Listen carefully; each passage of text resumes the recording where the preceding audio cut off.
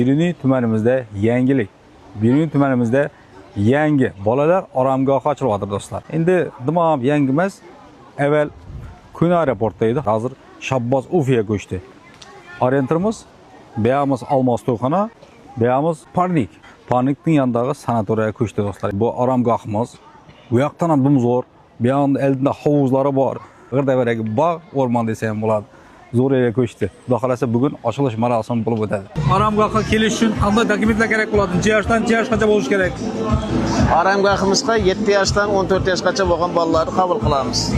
7 yoshdan 14 yoshgacha doktordan o'tib keladi, sesdan o'tib keladi.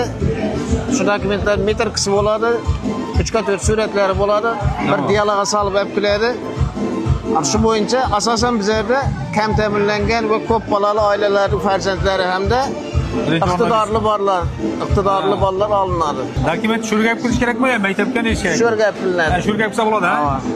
Boshqa rayonlardan ham kelsa bo'ladimi yo to'q Biruni rayonimi? Faqat Biruni rayoni. Ha, to'q Biruni rayoni bolalari keladi ekan.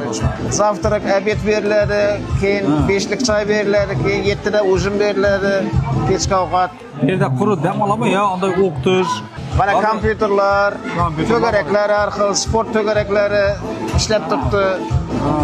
Bibliotek kutubxona, axborot kutubxona markazining mana filiali desak ham bo'ladi. Sayohatlarga chiqib turamiz. Mana shu o'zimiz istirohat bog'iga boramiz. Rejamizda bor. Basseynlar ham bo'ladi ekan. Basseynlar bor.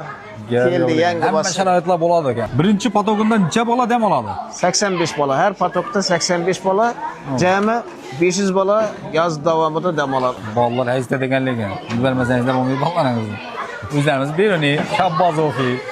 Prямо Almos to'g'ran oldidagi bog'ning ichida joylashgan. Krugovoy bog'. Soya salqin hamma joy. Soya salqin. Suv ham kelib turibdi mana. Hovuz bor. Hajitib o'ynab kulib dam olib ketadi. Mana bugun Biruni tumanimizda Rohat bolalar oromgohi ochildi. Oromgohga bugun 85 nafar bolani qabul qilib oldik. Oromgohimizda hamma shart-sharoitlar yaratilgan, malakali mutaxassislar bilan ta'minlangan, malakali pedagoglar.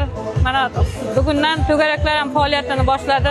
Sport to'garaklari, 5 tashabbus doirasidagi to'garaklar, IT to'garaklar bugundan faoliyat olib boshladi. Bundan tashqari kutubxona, yosh kitobxon to'garaklari ham bugun ochilib, ular kitob o'qiydigan bolalar orasida tanlovlar ham tashkil qilindi. Bolalarimiz juda xursand. Men o'ylaymanki, bu yozgi dam olishimiz juda yaxshi, maroqli o'tadi deb umid qilamiz. Bu hozir bugungi vasiylikdagi bolalar hamda iqtidorli bolalarimiz orasidan saralab olingan.